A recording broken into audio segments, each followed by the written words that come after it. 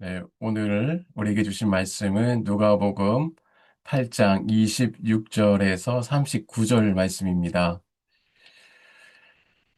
그들이 갈릴리 맞은편 거러사인의 땅에 이르러 예수께서 육지에 내리심에 그 도시 사람으로서 귀신 들린 자 하나가 예수를 만나니 그 사람은 오래 옷을 입지 아니하며 집에 거하지도 아니하고 무덤 사이에 거하는 자라. 예수를 보고 부르짖으며 그 앞에 엎드려 큰 소리로 불러 이르되 지극히 높으신 하나님의 아들 예수여, 당신이 나와 무슨 상관이 있나이까? 당신께 구하오니 나를 괴롭게 하지 마옵소서 하니, 이는 예수께서 이미 더러운 귀신을 명하사 그 사람에게서 나오라 하였음이라. 귀신이 가끔 그 사람을 붙잡음으로 그를 쇠사슬과 고랑에 매어 지켰으되 그 맨 것을 끊고 귀신에게 몰려 광야로 나갔더라. 예수께서 내 이름이 무엇이냐 물으신즉 이르시되 군대라 하니, 이는 많은 귀신이 들렸음이라. 무정액으로 들어가라 하지 마시기를 강구하더니 마침 그곳에 많은 돼지떼가 산에 먹고 있는지라.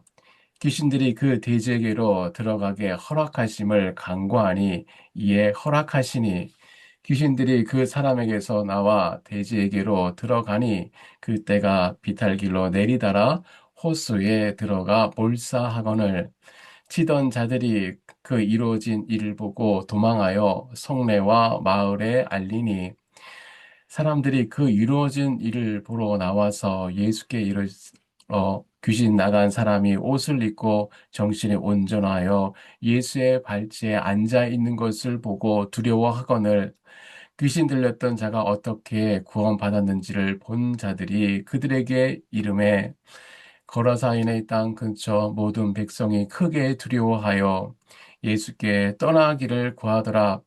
예수께서 배에 올라 돌아가실새 귀신 나간 사람이 함께 있기를 간구하였으나 예수께서 그를 보내시며 이르시되 집으로 돌아가 하나님이 내게 어떻게 큰 일을 행하셨는지를 말하라 하시니, 그가 가서 예수께서 자기에게 어떻게 큰 일을 행하셨는지를 온 성내에 전파하니라. 아멘. 오늘 설교를 시작하면서 재미있는 상상을 하나 해보았습니다. 여러분, 기차를 한번 생각해 보십시오. 트레인, 크고 웅장한 몸체, 심장을 울리는 엔진 소리, 수천 마력의 힘을 가진 이 기차에게 마치 사람 같은 인격이 있다면 어떨까요? 아마 이 기차는 매일매일 불만이 가득했을 것입니다. 달리다 보니 옆에 예쁜 들판도 보이고, 저 멀리 웅장한 산도 보입니다. 하늘에는 새들이 마음대로 날아다니고, 옆 도로에는 SUV 차량들이 오프도로를 즐기며 먼지를 날리고 지나갑니다. 그때 기차가 자기 발밑을 봅니다. 차갑고 딱딱한 두 줄기 쇠막대기, 선로가 자기를 꽉 붙들고 있습니다. 기차는 억울해서 견딜 수가 없습니다. 아니, 내가 힘이 없나? 능력이 없나? 나는 3,000마력 엔진을 가졌는데 왜 나는 평생 이 터진 선로 위에 다람쥐 쳇바퀴 돌듯 다녀야 하나? 이건 억압이다. 이건 기차에 대한 인권 유린이다. 그러던 어느 날 기차가 중대한 결심을 합니다. 에라, 모르겠다. 오늘은 내 독립기념일이다. 나도 저 들판으로 가서 꽃향기를 맡으며 달릴 테다. 기차는 온 힘을 다해 선로를 박차고 나갔습니다. 야생마처럼 핸들을 꺾고 들판으로 돌진했습니다. 그 결과가 어떻게 되었을까요? 푸른 초원 위를 영화의 한 장면처럼 자유롭게 달렸을까요?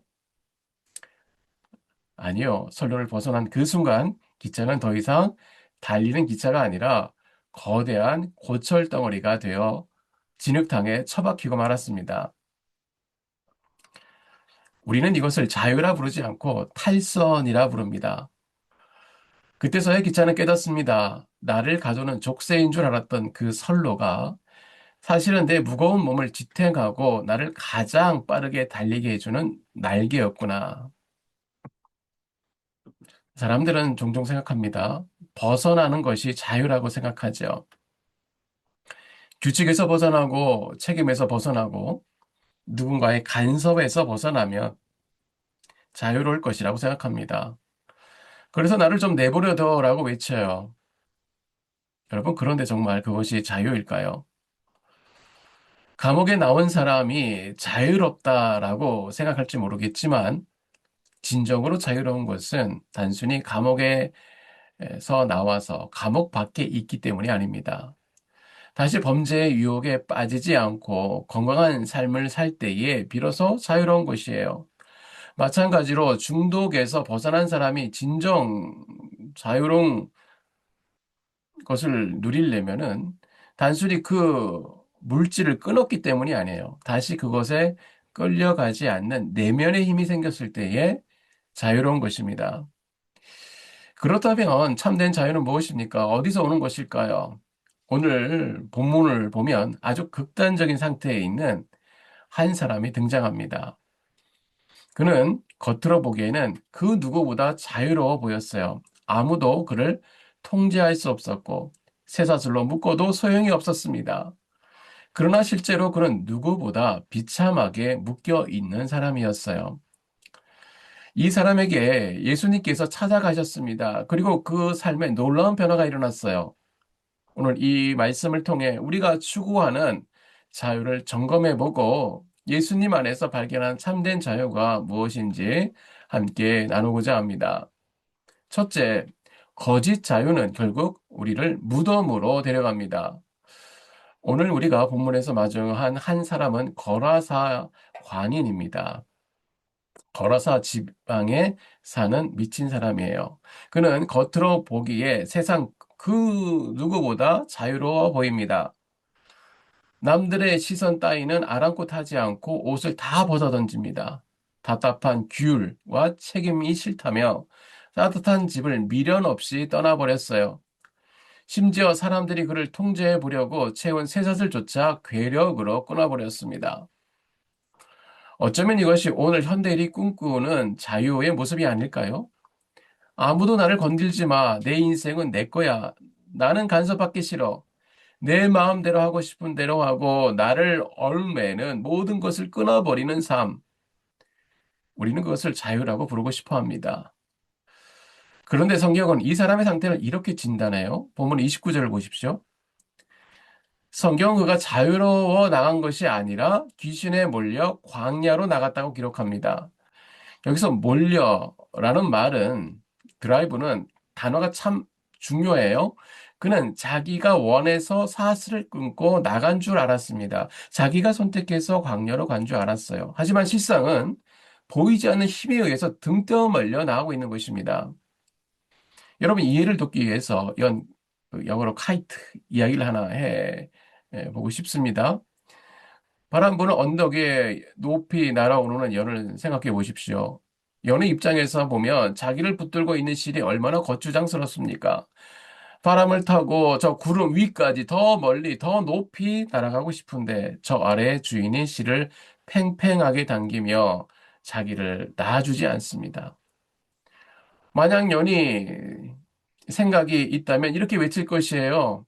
이거 놔, 이거 끊으면 나는 진짜 자유를 누릴 수 있을 거야. 그런데 만약 그 줄이 툭 하고 끊어지면 어떻게 됩니까? 그 연이 더 높이 올라갈 수 있습니까? 아닙니다. 줄이 끊어지는 그 순간 연은 더 이상 하늘을 나는 새가 아니라 그저 바람에 이리저리 휩싸이다가 바닥에 처박히는 종이 조각이 되고 맙니다. 연을 날게 했던 것은 바람이기도 했지만 사실 그 바람에 맞서도록 지탱한 팽팽한 줄이었습니다. 줄이 끊어진 연에게 남은 것은 비상이 아니라 추락뿐이었어요. 인간의 삶을 들여다볼까요? 이 걸어사인의 광인처럼 인간도 자주 줄을 끊으려고 해요. 잔소리 좀 그만하세요. 부모님과의 줄을 끊고 내 방식대로 할 겁니다 하며 말씀의 줄을 끊고 바빠서 못 갑니다 하며 기도의 줄을 끊어버립니다. 그리고 말하죠. 나는 자유롭다. 내가 선택했다. 하지만 정말 그렇습니까? 우리는 성공해야 한다는 압박감에 몰려 살고 사람들에게 뒤처지면 안 되는 두려움에 몰려 살고 터질 것 같은 분노와 멈출 수 없는 중독에 몰려 살아갑니다. 줄 끊어진 연처럼 내가 내 인생을 통제하는 것이 아니라 세상의 바람에 이리저리 휩쓸려 다니는 것. 여러분, 이것은 자유가 아니라 속박입니다. 그렇다면 하나님이라는 줄이 끊어진 이 거짓 자유의 종착역은 무엇입니까? 27절 봅시다. 그가 무덤 사이에 거했다고 말합니다. 집을 떠났다는 것은 단순히 거주지를 옮겼다는 뜻이 아니라 나를 사랑해주는 가족, 따뜻한 밥상, 안전한 울타리, 이 모든 관계와 공동체로부터 끊어졌다는 뜻입니다. 내 마음대로 살 거야 라고 외치며 뛰어나간 그 길의 끝에는 안락한 파라다이스가 있는 것이 아니라 차갑고 외로운 죽음의 냄새가 나는 무덤만이 기다리고 있었던 것이에요. 이것이 제가 주는 거짓 자유의 실체입니다. 죄는 처음에 아주 달콤하게 속삭여요. 내 마음대로 해. 그게 쿨한 거야. 아무도 너를 간섭하게 두지 마. 하지만 그 말에 속아 하나님과의 끈을 놓아버리면 어떻게 됩니까? 처음에는 해방감이 들지 모릅니다. 하지만 시간이 지나면 내 마음에, 내 영혼은 하나님을 향한 줄이 끊어진 연처럼 바닥으로 곤두박질치고 마음은 차갑게 식어가고 결국 고립된 무덤가에 홀로 앉아 있게 됩니다. 28절에 이 사람은 예수님을 보자 이렇게 소리칩니다. 나를 괴롭게 하지 마옵소서. 쉽게 말하면 제발 나 좀 내버려 두세요. 건드리지 마세요. 라는 절규입니다. 이것이 하나님을 떠난 인생이 내뱉은 가장 비극적인 기도입니다. 주님, 내 인생에 들어오지 마세요. 간섭하지 마세요. 줄을 당기시는 주님의 손길을 거부한 연에게 자유는 없습니다.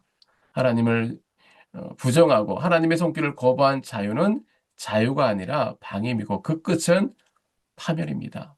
겉으로는 웃고 있어도 속은 텅 비어진 삶, 화려해 보이지만 실상은 무덤 속에 갇힌 삶, 혹시 지금 우리가 걷고 있는 길이 그 길이 아닙니까? 지금 이 말씀이 우리에게 다친 마음을 두드리길 원합니다. 나를 무덤에서 건져내어 하늘을 날게 하는 유일한 길, 주님의 말씀의 메인 길, 그것을 깨닫는 은혜가 있기를 바랍니다. 두 번째로 참된 자유는 예수님의 한 말씀으로 시작됩니다. 우리는 끊어진 연처럼 제멋대로 날뛰는 것이 자유가 아니라 파멸임을 보았습니다. 그렇다면 이렇게 망가져버린 인생을 세상은 어떻게 치료하려고 할까요? 오늘 본문에 그 세상의 처방전이 나옵니다. 사람들은 그 광인을 제어하기 위해 쇠사슬과 고랑을 가져왔습니다. 그리고 묶고 가두고 격리했습니다. 이것이 세상이 우리에게 제시하는 해결책입니다. 너 문제가 있니? 그럼 너를 좀 통제해봐. 의지를 발휘해서 참아봐. 시스템으로 너를 옥매어봐. 그래서 우리는 결단이라는 사슬로 나를 묶어봅니다. 다시는 화내지 말아야지. 다시는 그 죄를 짓지 말아야지. 술 끊어야지. 스마트폰 그만 봐야지. 하지만 그 결과가 어떻습니까? 성경은 그가 그 맨 것을 끊고 다시 뛰어나왔다라고 말합니다. 여러분의 경험과 똑같지 않습니까? 내 의지와 사슬은 내 욕망의 힘보다 약합니다. 작십삼일이라는 말이 왜 있겠습니까? 인간은 스스로 통제할 능력이 없어요. 인간의 의지로는 죄의 관계를 이길 수 없습니다. 사슬로 묶는 것은 임시 방편일 뿐 근본적인 해결책이 되지 못해요. 그런데 바로 그 절망의 자리에 예수님이 찾아오십니다. 여기서 바로 놀라운 장면이 벌어져요. 새 사슬도 끊어버렸던 그 강력한 귀신이 예수님을 보자 벌떡 떨며 땅에 납작 엎드립니다. 예수님이 칼을 드신 것도 아니에요. 그저 말씀 한마디 하셨습니다. 더러운 귀신아, 그 사람에게서 나오라. 여러분, 이것이 무엇을 보여줍니까? 권위는 목소리를 높이는 데 있지 않습니다. 힘은 물리적 폭력이 아닙니다. 창조주의 말씀. 바로 그것이 진정한 권위입니다. 밤마다 아무리 사나워도 잠잠하라. 우리가 어제 보았듯이 밤바다가 아무리 사나워도 잠잠하라 하는 주님의 말씀 한마디면 고요해지듯이 내 내면의 폭풍도 예수님의 말씀이 임할 때 비로소 잠잠해집니다. 그 결과 35절에 나옵니다. 그토록 날뛰던 사람이 옷을 입고 정신이 온전하여 예수의 발치에 앉더라. 상상해 보십시오. 발가벗고 소리 지르며 무덤가를 뛰어다니던 그 짐승 같은 사람이 지금 단장한 옷을 입고 어린아이처럼 예수님 무릎 앞에 얌전히 앉아 있습니다. 성경은 바로 이 모습을 가리켜 구원을 받았다, 자유케 되었다라고 말하는 것입니다. 그렇습니다. 오늘 본문은 자유는 내 마음대로 하는 것이 아니라 내 자리를 찾는 것이다라고 말해줍니다. 이 사람은 지금 억지로 묶여 있는 것이 아니에요. 예수님의 권위 앞에 자발적으로 엎드려 있는 것입니다. 이전에는 죄와 귀신이 시키는 대로 끌려다녔던 노예이지만 이제는 사랑의 주님 곁에 머무는 양이 된 것입니다. 이것이 참된 자유입니다. 나는 주인이 아닙니다. 주님이 나의 주인입니다. 라고 고백하며 그분의 발치에 앉는 것. 주님이 나의 주인이라고 하면서 나의 주인이 바뀌는 것. 그것이 곧 구원입니다. 여러분, 오늘 나의 삶이 방황스럽습니까? 혼동스럽습니까? 내 인생의 주인이 나라고 착각하고 있기 때문입니다. 내가 주인이 되려 하니 내 힘으로 감당할 수 없는 인생이 버겁고 두렵고 그래서 자주 엉뚱한 곳으로 도피하게 됩니다. 오늘 본문은 사도행전 16절 빌립보 간수의 질문과 정확히 만납니다. 인생의 지진을 만나 두려움에 떨던 간수가 묻습니다. 내가 어떻게 해야 구원을 얻으리까? 그때 바울이 주는 대답은 어떤 도덕적인 행동 강령이 아니었어요. 착하게 살아라. 쇠사슬로 너를 묶어라 하지 않으셨습니다. 단 하나, 주 예수를 믿어라.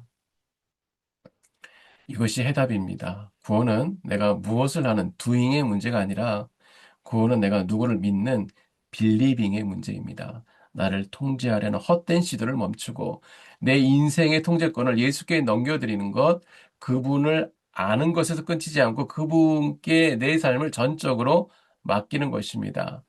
스스로를 얽매던 의지의 쇠사슬을 이제 내려놓아야 합니다. 왜 그렇습니까? 그것으로 안 되기 때문입니다. 예수님의 발치에 나와서 주님 저는 감당할 수 없습니다. 이제 주님이 저를 다스려 주십시오. 라고 고백하고 항복할 때에 놀랍게도 우리를 괴롭혔던 그 혼란함은 떠나가고 잃어버렸던 온전한 정신과 평안이 돌아올 것입니다. 가장 위대한 자유는 가장 위대하신 분에 매여 있을 때 시작되는 것입니다. 셋째로 자유를 얻은 사람은 집으로 돌아가 증인이 됩니다. 본문의 마지막 장면을 보십시오. 예수님의 발치에 앉아서 온전히 정신을 되찾은 이 사람, 그의 마음이 어땠을까요? 아마 예수님 곁에서 한 발자국도 떨어지고 싶지 않았을 것입니다. 본문 38절을 보면 그는 예수께 함께 있게 해 주십시오라고 간구합니다. 충분히 이해가 되죠. 예수님 곁은 안전지대입니다. 편안합니다. 반면에 저 밖은 자신을 쇠살로 묶던 사람들이 있고 끔찍한 과거의 기억이 있는 것입니다. 사실은 돌아가고 싶지 않은 악몽 같은 현실입니다. 그래서 그는 어린아이들처럼 매달립니다. 주님, 저를 데려가 주세요. 저는 여기가 좋습니다. 저 세상으로 다시 보내지 마세요. 그런데 예수님은 아주 의외로 말씀하십니다. 집으로 돌아가 하나님이 내게 어떻게 큰 일을 행하셨는지를 말하라. 예수님은 예수님의 증인으로 세상에 파송되길 원하십니다. 구원은 비참한 현실로부터 탈출이 아니라 구원은 그 비참한 현실을 하나님의 은혜로 재해석하여 다시 살아내는 것입니다. 예수님은 왜 하필 집으로 가라고 하셨을까요? 그 집이 어떤 곳입니까? 그가 발가벗고 뛰어나왔던 곳입니다. 가족들에게 씻을 수 없는 상처를 준 것이고 동네 사람들에게 손가락질 받은 수치의 현장입니다. 그곳은 그가 가장 피하고 싶은 장소 1순위입니다. 하지만 주님이 원하시는 것은 너의 자유는 여기 내 옆에서 우리끼리 찬양하고 기뻐하는 것으로 끝나는 것이 아니라 내가 망가뜨렸던 그 관계 속으로, 내가 도망쳤던 그 일상 속으로 들어가서 하나님이 너를 어떻게 회복시켜 주는지를 보여주라는 것입니다. 여러분, 자유는 무엇입니까? 과거를 지우는 것이 아니에요. 나의 부끄러운 과거, 나의 상처, 나의 실패가 예수님을 만나 간증으로 바뀌는 것. 그래서 그것을 들고 당당하게 내 삶의 자리로 돌아가는 것, 이것이 자유입니다. 이 사람은 예수님의 말씀에 순종하여 돌아갑니다. 그리고 성경은 그가 온 성내에 전파하였다라고 기록합니다. 생각해 보십시오. 백마디 설교보다 더 강력한 증거가 어디 있겠습니까?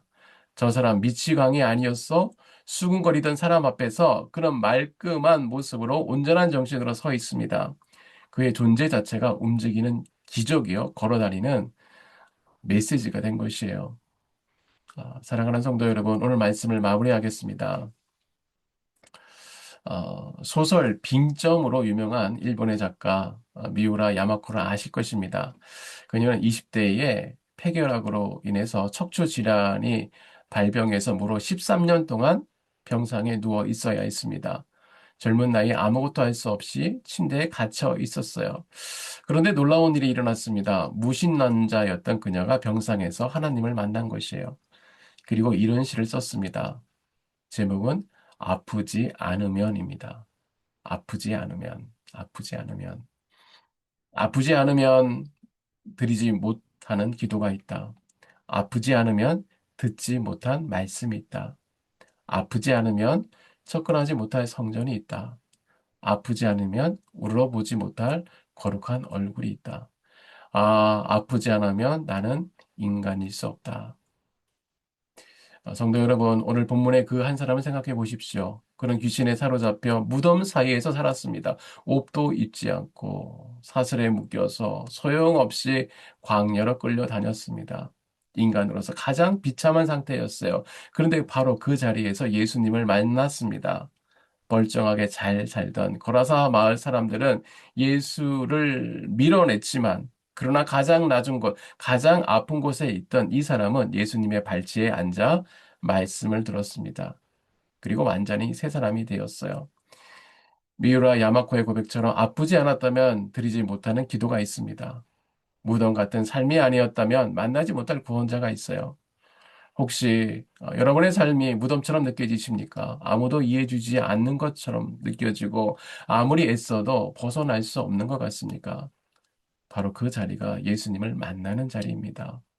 그분은 여러분도 오늘도 저와 여러분에게 참 자유를 주시기 원합니다.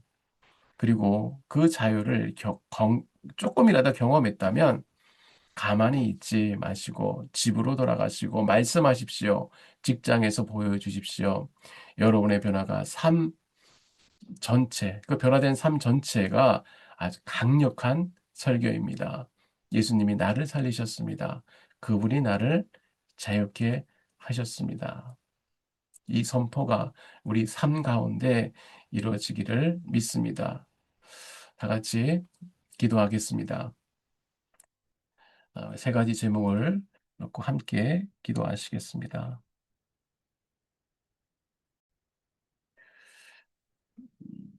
첫째, 참된 자유를 주옵소서. 어, 세상에 주는 자유가 아니라 그리스도 안에서 우리는 참된 자유를 주시옵소서. 두 번째, 온전한 정신과 평안을 회복시켜 주시옵소서.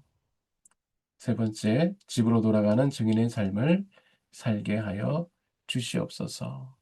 어, 그렇죠. 은혜로우신 하나님께서 참된 자유를 주십니다.